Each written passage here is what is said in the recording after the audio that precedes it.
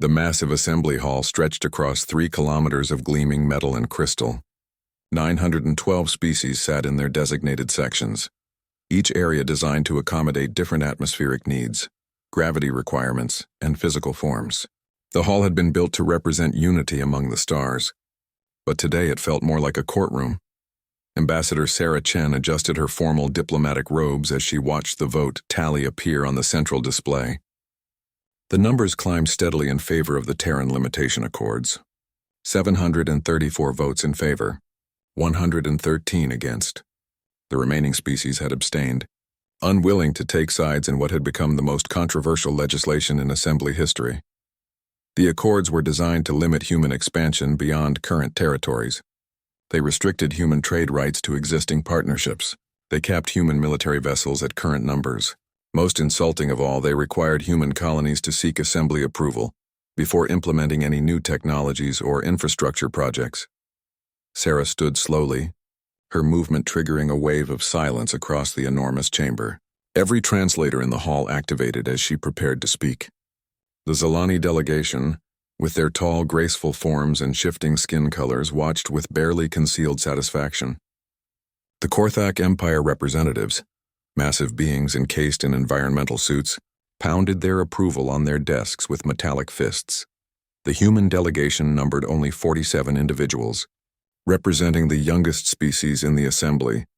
Earth had joined the galactic community just 2 centuries ago, when the Vialthek had detected human radio signals and made first contact.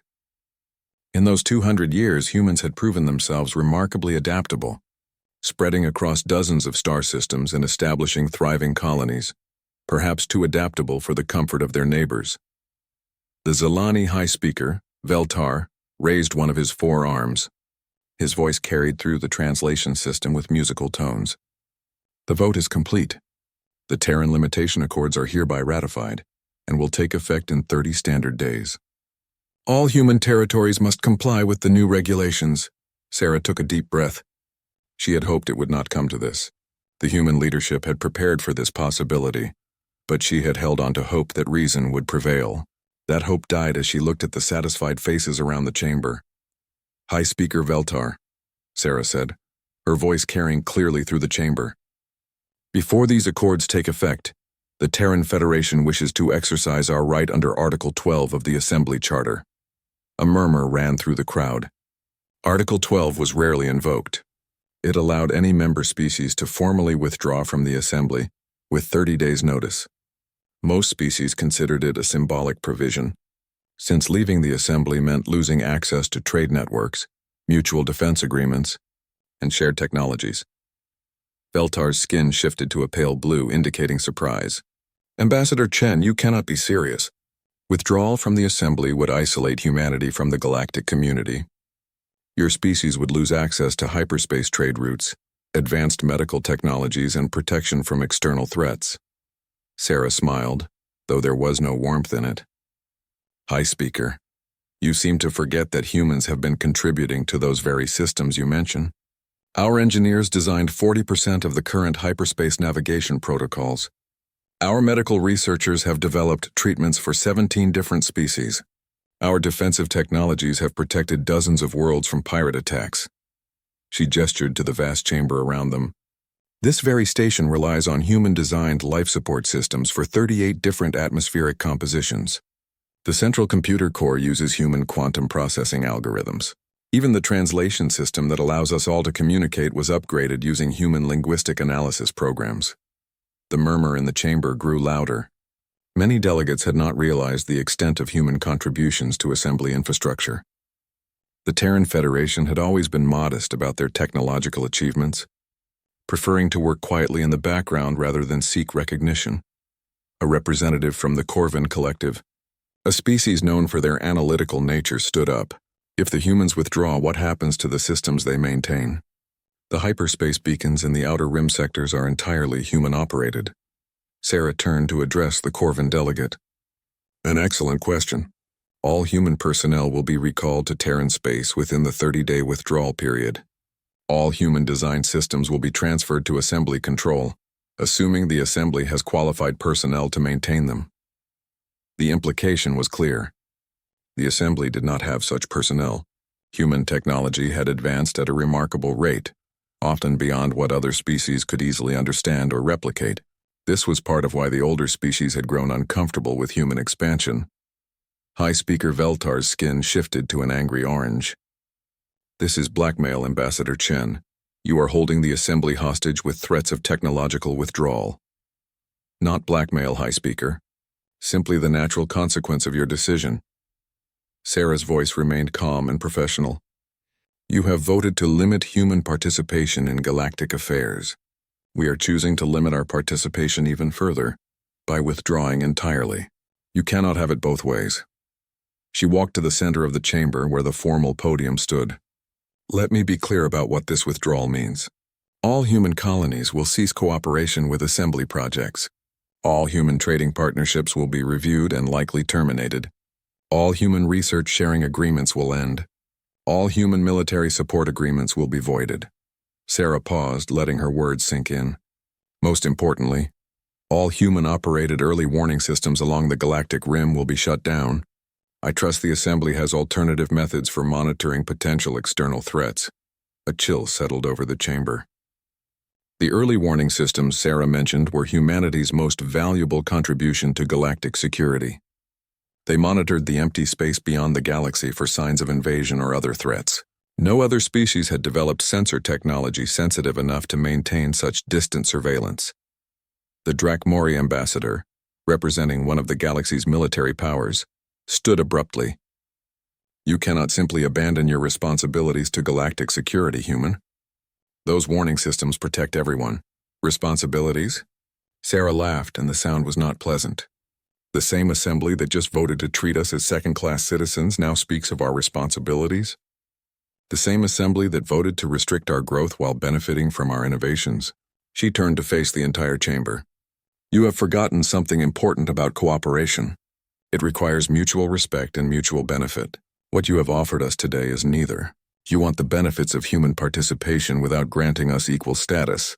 That is not cooperation. That is exploitation." The human delegation began to stand one by one. Each wore the same expression of quiet determination. They had known this moment might come and had prepared for it. The sight of 47 humans standing in unity, while 900 other species remained seated, was powerful and unsettling. High Speaker Veltar made one final attempt. "Ambassador Chen, perhaps we can discuss modifications to the accords. Surely there is room for negotiation." Sarah shook her head. The time for negotiation was during the months of debate leading up to this vote. The human delegation presented numerous compromise proposals. All were rejected. The Assembly has made its position clear. Now humanity will make its position equally clear. She reached into her diplomatic satchel and withdrew a formal document, its pages bearing the official seals of Earth and all human colonies. "I hereby present the formal notification of Terran Federation withdrawal from the Galactic Assembly, effective in 30 standard days as provided for in Article 12 of the Assembly Charter." Sarah placed the document on the podium. "During this 30-day period, all human personnel and assets will be withdrawn from Assembly space. All cooperative agreements will be terminated. All shared technologies will revert to human control." She looked around the chamber one final time. "The Terran Federation thanks the Assembly for 2 centuries of cooperation. We regret that such cooperation is no longer possible under the current circumstances." The human delegation began to file out of the chamber. Their footsteps echoed in the sudden silence. As Sarah reached the exit, she turned back to deliver her final words. "You have forgotten that cooperation is a choice, not a mandate. Today, humanity chooses differently." The great doors of the Assembly Hall closed behind the human delegation with a finality that seemed to echo through the chamber. For several long moments, no one moved. No one spoke. The reality of what had just happened slowly settled over the assembled representatives. High Speaker Veltar finally broke the silence. "The session is adjourned. Emergency committees will convene tomorrow to address the implications of the human withdrawal." As the representatives filed out, many were already calculating the costs. The Corvin Collective would lose their most efficient trade routes. The Zilani would have to find new sources for medical technologies. The Drakmori would need to expand their military patrols to cover the gaps left by human. Early warning signs. 6 months had passed since the human delegation walked out of the assembly hall. The galaxy was learning what it meant to function without humanity's quiet efficiency. The lessons were harsh and getting harsher by the Captain Zethra of the Zolani Navy stared at the empty space where Kepler station had once orbited. The gas giant Kepler 442b, the massive space station, had served as a crucial refueling point for ships traveling the busy Centauri trade route. When humans built it 30 years ago, they had called it a joint venture with the Assembly.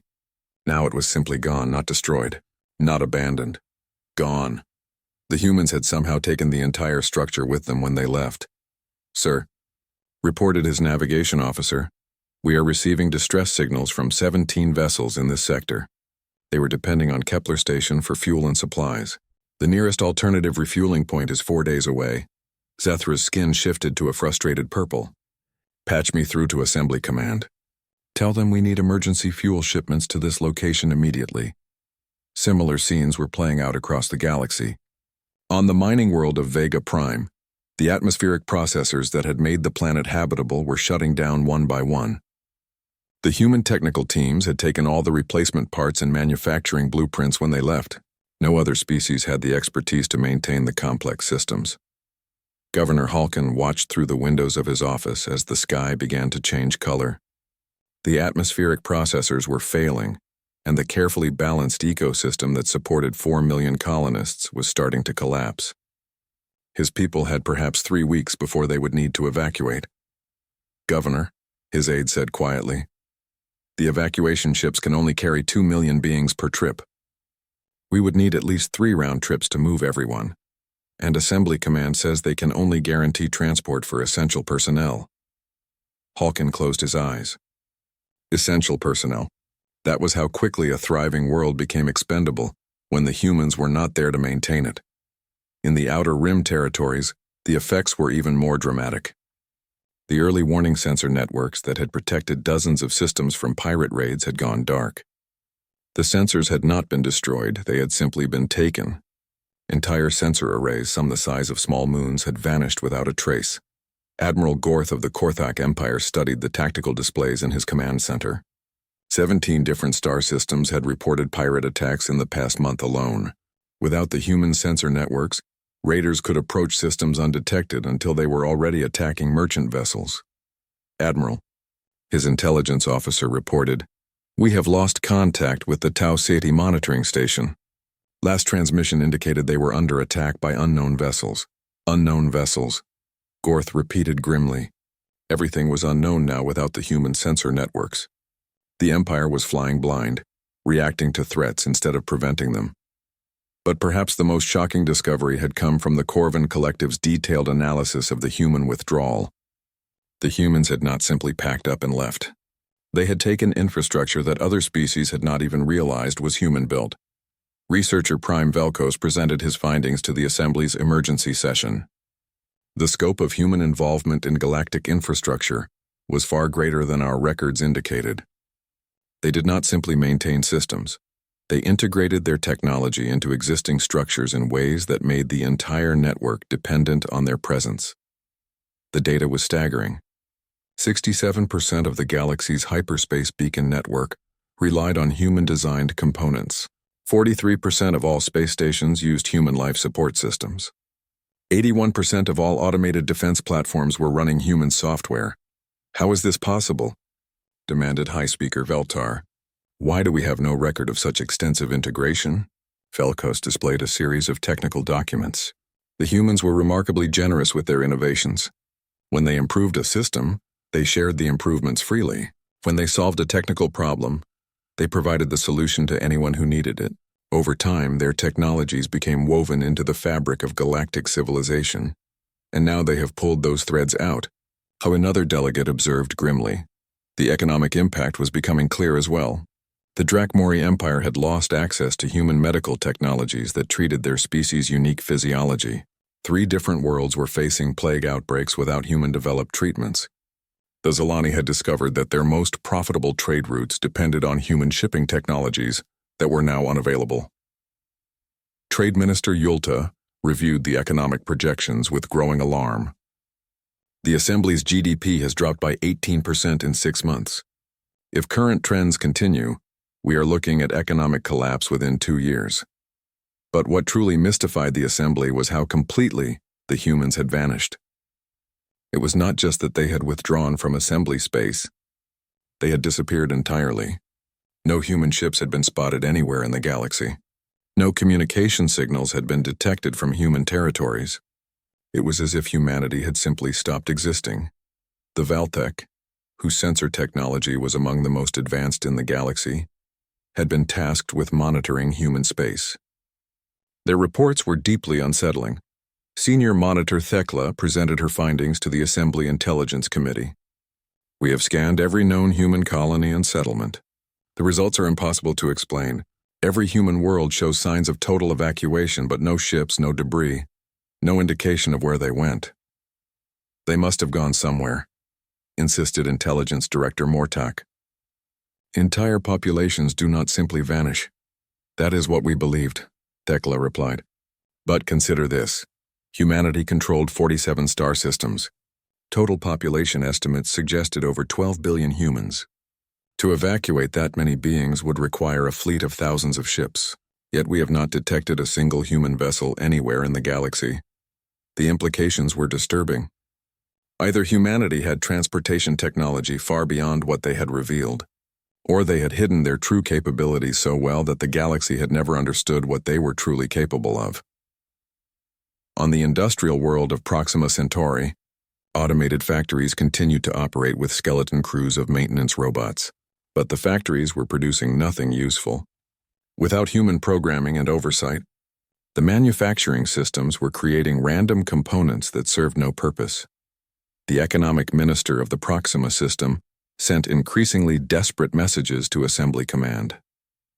The factories are still running, but they are producing garbage. We need human technicians to reprogram the systems, or we will need to shut down entirely.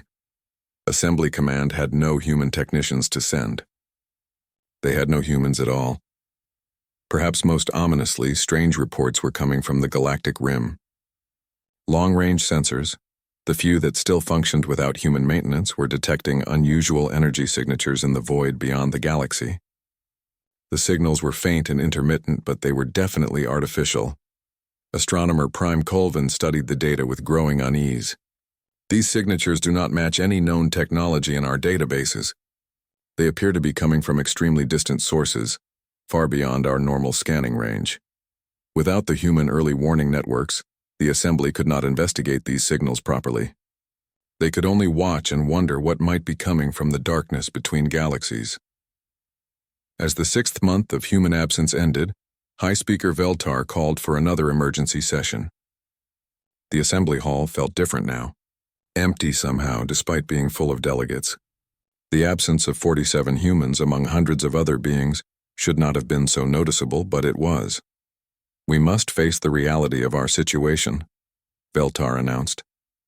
The human withdrawal has destabilized galactic civilization far beyond our worst projections. Critical systems are failing. Trade networks are collapsing. Our security is compromised. He paused, his skin shifting to a somber gray. We must also acknowledge that humanity was more integral to our civilization than we realized. Their withdrawal was not simply the loss of one member species. It was the removal of a keystone that held much of our society together. A delegate from the Corvin Collective stood to speak. High Speaker, have we considered attempting to contact the humans? Perhaps we can negotiate their return? We have tried, Veltar replied. All attempts at communication have been ignored or actively blocked. Humanity appears to have cut all ties with the galactic community. Then what do you propose? Asked the Drakmori representative. Veltar looked around the chamber. We adapt. We rebuild. We find ways to function without human assistance. We prove that galactic civilization is stronger than any single species. But even as he spoke the words, Veltar did not believe them. The galaxy was discovering that some foundations once removed could not be easily replaced. And somewhere in the darkness, humanity was building something new, something the galaxy could not see or understand. The exodus was complete. Now came the waiting to see what humanity would do next. 2 years had passed since humanity vanished from the galactic stage. The Galactic Assembly had learned to function without human assistance, though the word function was perhaps too generous. They survived. They adapted. They endured. But they did not thrive. High Speaker Veltar stood before the memorial wall in his private chambers, studying the list of worlds that had been evacuated or abandoned in the past 24 months. Vega Prime had been the first, its atmosphere processors failing beyond repair. 14 other worlds had followed, their populations relocated to overcrowded refugee settlements. The economic data was equally grim. Galactic trade volume had declined by 37%. Manufacturing output was down 42%. Research and development had slowed to a crawl without human innovation driving progress. The assembly was not collapsing, but it was slowly withering. Yet perhaps the most troubling development was the growing tension between member species. Without humanity's diplomatic mediation, old rivalries were resurging. The Zilani hegemony and the Korthak Empire had started with minor border disputes. Those disputes were escalating into something more dangerous. Admiral Gorth reviewed the tactical reports from the contested Altair system with growing concern. Zilani ships have been conducting survey missions dangerously close to our mining operations. 3 times this week, our patrols have had to warn them away from Korthak territory. And what was their response? Asked Fleet Commander Thaklis. They claim the territory belongs to them under an ancient treaty that predates the Assembly Charter. They want to renegotiate the boundaries. Gorth's voice carried the metallic edge of barely controlled anger. These are the same boundaries that have been stable for 3 centuries. The humans helped negotiate those treaties. On the Zilani homeworld, High Council leader Yelsara was dealing with the same tensions from the opposite perspective. The Korthak are expanding their military presence in systems that rightfully belong to us. Without human mediators to enforce the old agreements, they think they can simply take what they want. Council member Ralthek shifted nervously, his skin flickering between worried yellow and frustrated orange. Perhaps we should request Assembly intervention. Surely the other species would support enforcement of established treaties. The Assembly? Yelsara laughed bitterly. Half the Assembly is dealing with their own territorial disputes now that human peacekeepers are gone. The Drakmori and the Vectan are fighting over mining rights in the Perseus Arm.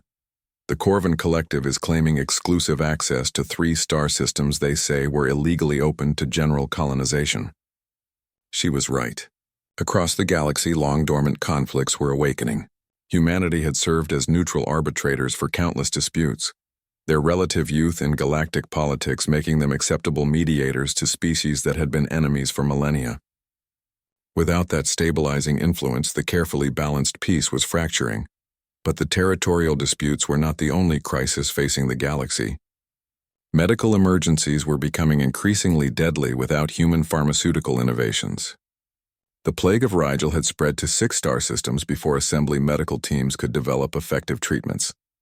On Arcadia Prime, a genetic disorder affecting the native population had no available cure since human geneticists were no longer accessible. Dr. Colmet of the Valthek Medical Institute reviewed the latest casualty reports with despair. The Rigel plague has claimed over 40,000 lives. The human antiviral treatments that stopped the last 3 outbreaks are no longer available. Our own research teams estimate it will take 18 months to develop an alternative treatment. 18 months, his colleague repeated grimly. The humans could have had a treatment ready in 6 weeks. It was true. Humanity's medical research capabilities had been extraordinary, their biological sciences advancing at a pace that amazed older species. They seemed to approach problems with an intuitive understanding that took other species much longer to achieve. The same pattern appeared in every field. Manufacturing efficiency had declined without human industrial innovations. Agricultural yields were dropping without human farming techniques. Even basic infrastructure maintenance was becoming more difficult without human engineering expertise. Yet despite all these challenges, the Assembly had received no word from humanity. No communications, no diplomatic overtures, no indication that humans were even aware of the galaxy's struggles. They had simply vanished into whatever space they now called home. Some attempts had been made to locate human territories. The Corvin Collective had launched long-range survey missions to map previously unexplored regions, where humans might have settled. The Valthek had deployed their most sensitive sensors to scan for human technology signatures. All efforts had failed. Researcher Prime Velkos presented his latest findings to the Assembly Security Council. We have scanned over 200 star systems in regions where human colonies might reasonably be established. We have found no trace of human presence. No ships, no stations, no planetary settlements, no communication signals. They have to be somewhere, insisted Security Director Mortok. 12 billion beings cannot simply disappear from the universe. Perhaps, Velkos replied carefully, we are looking in the wrong places. Or perhaps human technology has advanced to the point where they can hide from our sensors entirely. The second possibility was more troubling than the first. If humanity could conceal themselves so completely, what other capabilities might they have developed? What technologies might they be perfecting in their hidden territories? These questions became even more pressing when the deep space monitoring stations detected something unusual.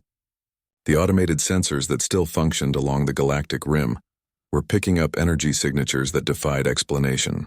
Massive power readings, movement patterns that suggested enormous structures, and communication bursts using unknown protocols. Chief Astronomer Colvin studied the data with growing unease. The energy signatures are unlike anything in our databases. The power levels suggest constructions the size of small moons, but moving at velocities that should be impossible for structures that large. Moving toward us? Asked the monitoring station director. No, Colvin replied. That is what makes this so strange. The signatures appear to be moving parallel to our galaxy, maintaining a constant distance, as if something is patrolling the perimeter. Without the sophisticated early warning networks that humans had maintained, the Assembly could not investigate these anomalies properly. They could only record the data and wonder what forces might be moving in the darkness beyond their borders. The speculation in Assembly corridors was becoming increasingly wild. Some believed the energy signatures were evidence of human activity, that humanity was building something vast in the empty spaces between galaxies. Others feared the signals indicated a new threat, something that would require the combined strength of all galactic species to face. As the second anniversary of human withdrawal approached, High Speaker Veltar called for a comprehensive review of the Assembly's situation. The report was sobering. Economic decline continued. Territorial conflicts were escalating. Medical crises were claiming more lives. Infrastructure was deteriorating. Research and development had stagnated. The mysterious energy signatures from beyond the galaxy were growing stronger and more frequent. Most concerning of all, some member species were beginning to question the value of the Assembly itself.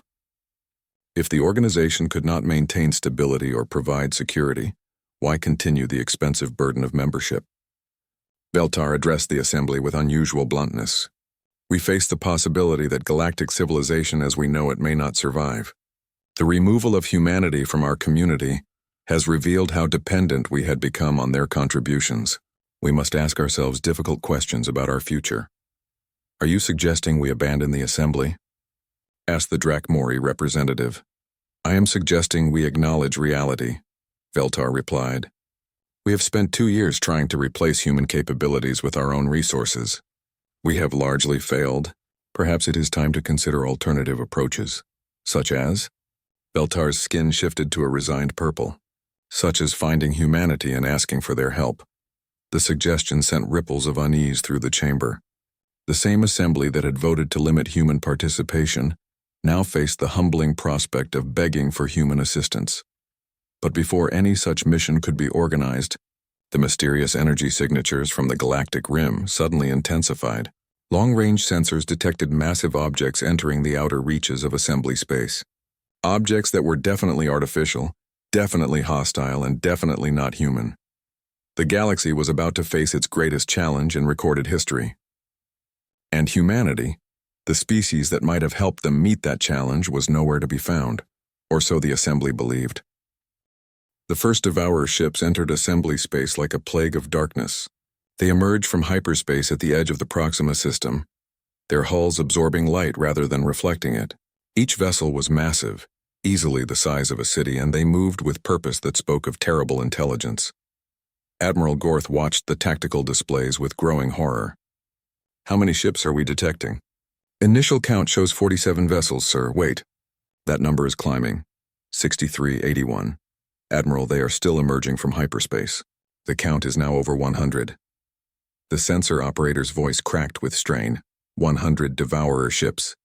The largest assembly fleet ever assembled contained 38 vessels from 7 different species. The mathematics of the coming battle were simple and terrifying. The Devourers did not announce themselves or issue demands. They simply began their work. The first target was Proxima Station, a mining facility that housed 12,000 workers. The station's defensive weapons opened fire as soon as the alien ships came within range. The energy beam struck the dark hulls and simply vanished, absorbed without effect. In response, the Devourers released weapons that defied understanding. Beams of twisted energy that seemed to unravel matter at the molecular level, projectiles that phased through shields as if they did not exist. Most horrifying of all, devices that appeared to feed on the destruction they caused, growing brighter and more powerful as they consumed their targets. Proxima Station lasted 17 minutes. Emergency communications flooded Assembly Command as reports came in from across the outer rim. The Tau Ceti system was under attack. Vega Station had gone silent. The mining worlds of the Perseus arm were sending desperate pleas for help before their transmissions cut to static. High Speaker Veltar convened an emergency session, but the news only grew worse. The enemy advance appears coordinated across multiple sectors. They are not randomly attacking. They are systematically destroying our infrastructure, power generation facilities, communication hubs, manufacturing centers. They are dismantling our civilization piece by piece. Defense Minister Kolrath presented the military assessment. Our combined fleets are engaging the enemy at 7 different locations. Early reports indicate our weapons are largely ineffective. Enemy shielding appears to absorb or deflect all known forms of energy attack. Physical projectiles are being neutralized by some form of disintegration field. Casualties? Veltar asked, though he dreaded the answer. Complete. Admiral Yethron's task force engaged the enemy at Rigel. 15 ships were destroyed in the first exchange. The remaining vessels were eliminated before they could retreat. Total crew loss, 43,000 personnel. The chamber fell silent. 43,000 beings dead in a single engagement, with no enemy losses to show for it. The scale of the disaster was unprecedented in Assembly history. Over the following weeks, the pattern repeated across the galaxy. Assembly forces would engage the Devourers with everything they had. Energy weapons, kinetic projectiles, exotic matter bombs, even experimental technologies that had never been tested in combat. Nothing worked. The dark ships absorbed punishment that should have vaporized them and continued their relentless advance. Worse, the Devourers seemed to learn from each encounter. Weapons that showed even minimal effectiveness in one battle proved completely useless in the next. The enemy was adapting faster than Assembly forces could develop new tactics. Chief Military Strategist Helmar reviewed the tactical data with despair. The enemy is not simply superior to us in firepower. They are superior in fundamental ways we do not understand. Their ships operate on principles that our science cannot explain. Their weapons violate physical laws that we consider absolute. Are you saying we cannot defeat them? Asked Fleet Commander Thaklis. I'm saying we are fighting an enemy that makes our most advanced technology look primitive. They are to us what we would be to a species that had just discovered fire. As entire sectors fell to the Devourer advance, panic began to spread through the Assembly. Refugee fleets fled the outer systems, carrying desperate populations toward the relative safety of the galactic core. But even there, safety was an illusion. The Devourers were advancing on multiple fronts, and their pace was accelerating. It was during this darkest hour that someone finally spoke the words that everyone was thinking. We need the humans. The speaker was Dr. Colmet, the Veltec medical researcher, who had worked closely with human scientists before the withdrawal. The humans had experience with threats from beyond the galaxy. Their early warning systems were not just monitoring for pirates or natural phenomena. They were watching for something specific, something like this. High Speaker Veltar's skin shifted to a bitter gray. Even if that is true, we have no way to contact them. They have ignored all our previous attempts at communication. Then we send someone to find them, Dr. Colmet replied. A diplomatic mission. We swallow our pride and ask for their help. The debate that followed was brief but intense. Some delegates argued that humanity had abandoned the galaxy and bore no responsibility for its defense. Others pointed out that the Assembly had limited options, and desperate times called for desperate measures. In the end, practical necessity won. A small diplomatic vessel was hastily prepared, crewed by volunteers who understood they might be flying into the unknown with little chance of return. The mission would search for human space and attempt to negotiate some form of assistance. The ship, the ISV Harmony, departed Assembly space just as the Devourer fleets claimed their 15th star system. Captain Yulra of the Zalani Navy commanded the vessel, chosen because his species had maintained the closest relationships with humans during their time in the Assembly. The search took 3 weeks. 3 weeks during which 6 more systems fell to the Devourers, and the Assembly's military forces suffered defeat after catastrophic defeat. The refugee situation was becoming critical as billions of beings fled the advancing enemy. Then, in a previously unexplored region beyond the galactic spiral arm, the Harmony's sensors detected something impossible. "Captain," reported the navigation officer, "we are detecting massive artificial structures in this system. Energy signatures are extraordinary. Power output is reading at levels that should be impossible to generate." What they found defied every assumption the galaxy had made about human capabilities. The system contained 17 planets, each one surrounded by orbital installations that dwarfed anything in Assembly space. Massive space stations, some the size of moons, floated in perfect formations. Defensive platforms bristled with weapons that radiated power signatures beyond the Harmony's ability to measure. And ships. Thousands of ships. Human vessels that bore no resemblance to the modest craft that had once traveled Assembly trade routes. These were warships of a design that spoke of advanced technology and military purpose. Sleek, angular vessels that seemed to bend light around their hulls. "Captain," whispered the communications officer, "we are being scanned. Multiple sources. The scanning technology it is far beyond our own capabilities. They are analyzing our ship down to the molecular level." A new voice came through the communication system. Human, but speaking with an authority that had not existed 2 years ago.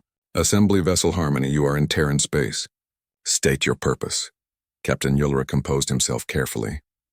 "This is Captain Yulra of the Galactic Assembly. I am here as a diplomatic envoy. The galaxy is under attack by unknown forces. We need your help." There was a long pause. When the human voice returned, it carried a tone of cold amusement. "Unknown forces? Captain, you are speaking to Admiral Marcus Torres of the Terran Defense Fleet. We know exactly what forces are attacking you. We have been preparing for them for 2 years. You knew?" Yulra stammered. "You knew this attack was coming. We have been fighting the Devourers for over a century, Captain. Long before we joined your assembly. Long before you decided we were too dangerous to allow equal participation in galactic affairs." The implications struck Yulra like a physical blow. The humans had not been newcomers to galactic civilization. They had been its guardians, protecting the galaxy from threats the Assembly never knew existed. And the Assembly had cast them out. "Admiral Torres," Yulra said carefully, "billions of beings are dying. Entire civilizations are being destroyed. Whatever our past disagreements, surely we can work together to face this threat." Another pause. When Torres spoke again, his voice was hard as vacuum. "You cast us out when you thought you did not need us. You ignored our warnings about external threats. You restricted our efforts to strengthen galactic defenses. And now you come crawling back when you realize you never understood what we were protecting you from."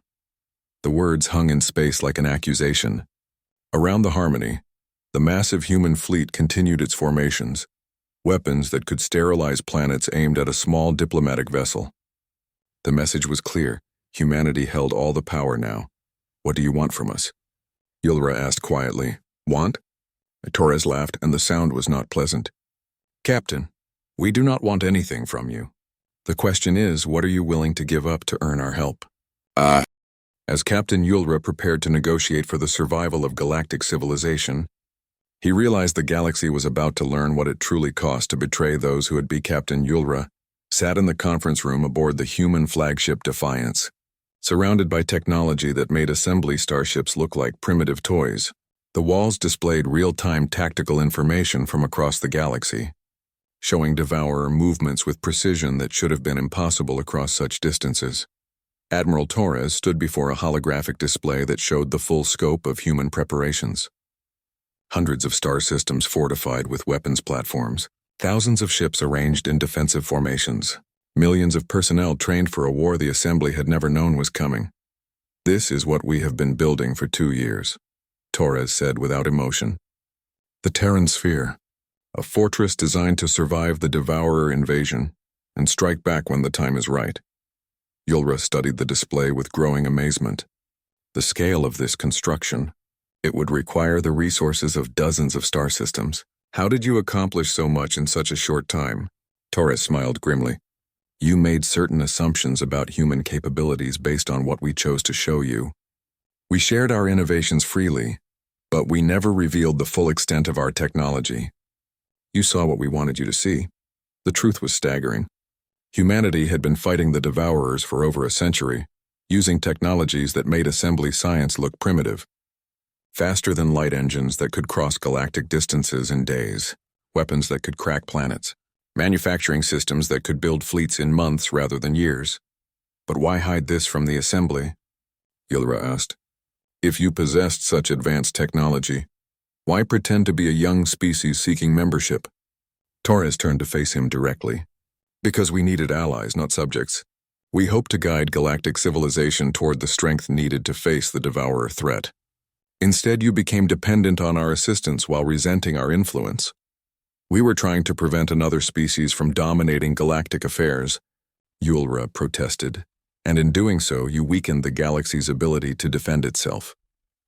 Torres gestured to the tactical display. "Look at the Devourer advance.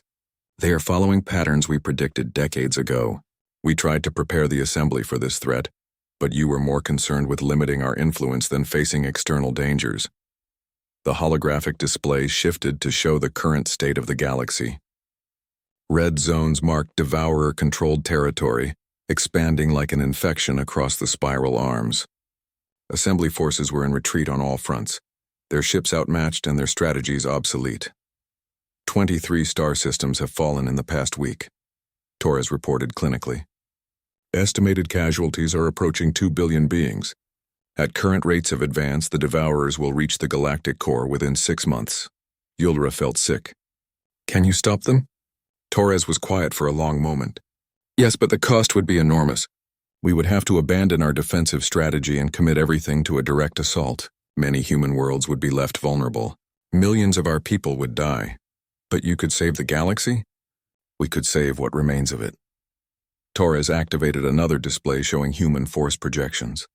"Our war plans call for a coordinated strike against Devourer command vessels, followed by systematic elimination of their fleet elements. But this assumes we are fighting to protect only human territory." The implication was clear. Humanity could defend themselves, but saving the entire galaxy would require sacrifices they were under no obligation to make. "What do you need from the Assembly?" Yulra asked quietly. Torres studied him carefully. "Nothing the Assembly is capable of providing. Your fleets are useless against Devourer technology. Your weapons cannot penetrate their defenses. Your strategic thinking is centuries behind current requirements. Then what can we offer?" "Recognition." Torres's voice carried an edge of bitterness. "Acknowledgement that humanity has been protecting the galaxy while you resented our presence. Admission that the Assembly's xenophobia nearly doomed galactic civilization." Yulra winced. "You want us to humiliate ourselves publicly. I want you to tell the truth." Torres leaned forward. "The galaxy needs to understand what really happened here. That humanity was not the threat you painted us as, but the shield that protected you from real dangers." Before Yulra could respond, an alarm sounded throughout the ship. The tactical displays shifted to show new Devourer movements. Massive fleets emerging from hyperspace in the Centauri sector. "Admiral," reported a human officer, "Devourer forces are moving against the Zalani homeworld. Estimated fleet strength 200 vessels. The Zalani Defense Force is requesting immediate assistance." Torres studied the tactical situation. "Time to Zalani space at maximum speed?" 14 hours, sir. "But the Devourer fleet will reach the planet in 8 hours." Yulra felt despair wash over him. The Zalani homeworld housed 4 billion beings. If it fell, an entire civilization would be wiped out. "Admiral," he said desperately, "whatever our past disagreements, innocent beings are about to die. You have the power to save them." Torres looked at him with eyes that had seen too much war. "Captain, my people have been dying to protect the galaxy for over a century. We have sacrificed entire generations to hold back this threat. And when we asked for your help in strengthening galactic defenses, you voted to limit our influence instead." The bridge fell silent. Every human officer understood the weight of the decision before them. Save beings who had betrayed them, or let justice take its course. Torres stood motionless for what felt like an eternity. Then he turned to his communications officer. "Signal the fleet. All ships are to prepare for immediate departure to the Zilani system. Combat protocols are now in effect." "Sir?" The officer looked surprised. "Our defensive positions will be weakened if we commit the entire fleet." "Noted. Execute the order." Yulra felt a mixture of relief and confusion. "Admiral, why? After everything the Assembly did to humanity, why risk your people to save ours?" Torres looked out at the stars through the bridge's viewport. "Because that is what humans do, Captain. We protect those who cannot protect themselves even when they do not deserve it, even when they hate us for it." The human fleet began to move, thousands of ships transitioning into hyperspace with precision that spoke of long practice. As they traveled toward what might be the galaxy's final battle, Torres continued speaking. "For over a century, humanity has been the galaxy's shield against the Devourers. We have lost entire worlds to their attacks. We have sacrificed countless lives to keep them from reaching populated systems, and we did it quietly, without recognition or gratitude because it was the right thing to do." The ship shuddered as it dropped out of hyperspace at the edge of the Zilani system. What they found there was chaos. Devourer ships were systematically destroying orbital defenses while landing craft moved toward the planet's surface. The Zilani fleet was fighting desperately, but their weapons were as useless as every other assembly force had discovered. "All ships, this is Admiral Torres. You know the drill. Target priority is Devourer command vessels, followed by troop transports. Do not let them establish a foothold on the planet's surface." What followed was unlike any battle the galaxy had ever witnessed. Human ships moved with impossible speed and coordination, their weapons cutting through Devourer hulls like paper. Technologies that had seemed invulnerable to assembly forces crumbled under the assault of weapons designed specifically to counter them. The Devourers, for the first time since their invasion began, found themselves outmatched. Human tactical doctrine was based on over a century of fighting these exact enemies. Every weapon had been designed to exploit known weaknesses. Every strategy had been tested in countless previous battles. Within 2 hours, the Devourer fleet was either destroyed or retreating. The threat to the Zilani homeworld was ended. 4 billion lives had been saved by the same species the Assembly had cast out in fear. As human ships took position around the planet, Captain Yulra watched the tactical displays with awe. "You make it look easy." Torres shook his head grimly. "Nothing about this war is easy, Captain. We have been preparing for this fight longer than some species have existed, but every battle costs us. Every world we save is paid for with human lives. Then why continue?